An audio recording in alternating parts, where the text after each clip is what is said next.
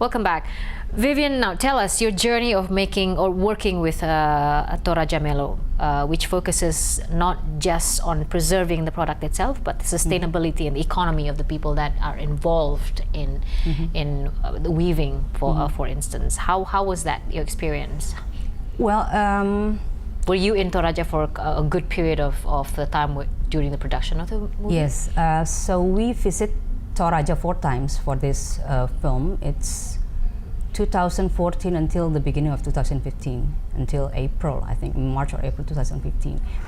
It shows, how the first step done by Torajamelo has caused a lot of changing, a lot of difference in the economic level and the social level. So when Torajamelo starts buying the weaving from all the weavers, of course they continue weaving, and then after that, because a lot of weaving has been made, and then it brought back to Jakarta and been designed back, and then it created nice clothes. Such as what you're wearing right now. It's one of the designs yes, from Torajamelo. Yes, one of the design of Torajamelo. Yeah. Dini Yusuf then negotiate with the local government there. Why don't you make like Saturday or Friday as a tanun, as a weaving day? Everyone in the bureaucracy, they should wear something from tanun. That happened. From there, we can see people of Toraja that usually they don't wear their traditional textile except for traditional ritual, and now they start seeing it as something fashionable. Of course, from there it creates a lot of demands, and then the weavers, they have to make more weaving, and then they get more income from that. I mean, if you can do the same thing with batik, you know how it was with batik. It was something that you wear on a certain ceremony in certain places in certain palaces. It's from birth to death. Correct. That's what we wear. But now everyone is wearing it, whether that's a pure batik or whether that's a combination with other things. People become very fashionable. I think the same thing can be done with weave. Yes. Don't you think? Yes. And you said it earlier. That struck me that. Weave from the north, that is from Sabang to Merauke. Yes. All these regions, all provinces have their own specific they produce their weaving. own specific weaving.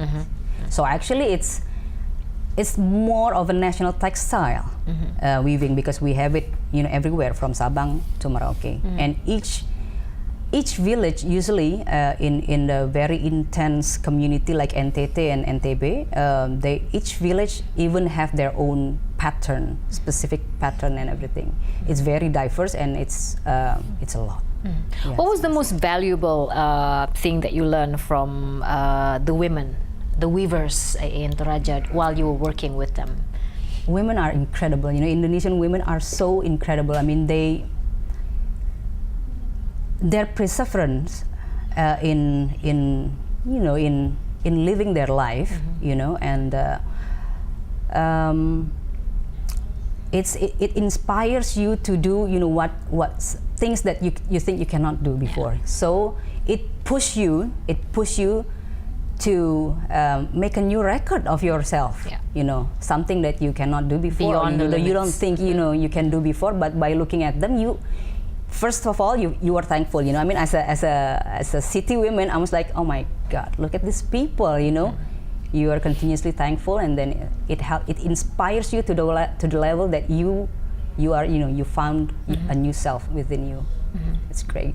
Now, Torajamelo is not only focused on trying to revitalize the dyeing weaving tradition specifically in Toraja, but also you have a divine goal of trying to end feminization of poverty against women. So I understand you work with a lot of women in Toraja, as they are the weavers. So what about the society? What about the community? What about the men? What about the children or the young people there? Okay, it's a common condition in eastern part of Indonesia, where a lot of people, or where the society live from farming. A lot of them are peasants.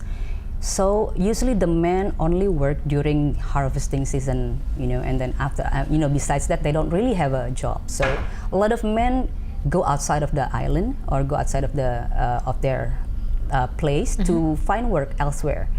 where they live, women and children, you know, doing their own thing, looking for their own living, you know, making their own money, and stuff like that. But of course, I think if we or if the government can create, you know, work for them, you know, they probably would want to stay there. In Toraja now, in terms of weaving, you know, we can see the young generation starts weaving.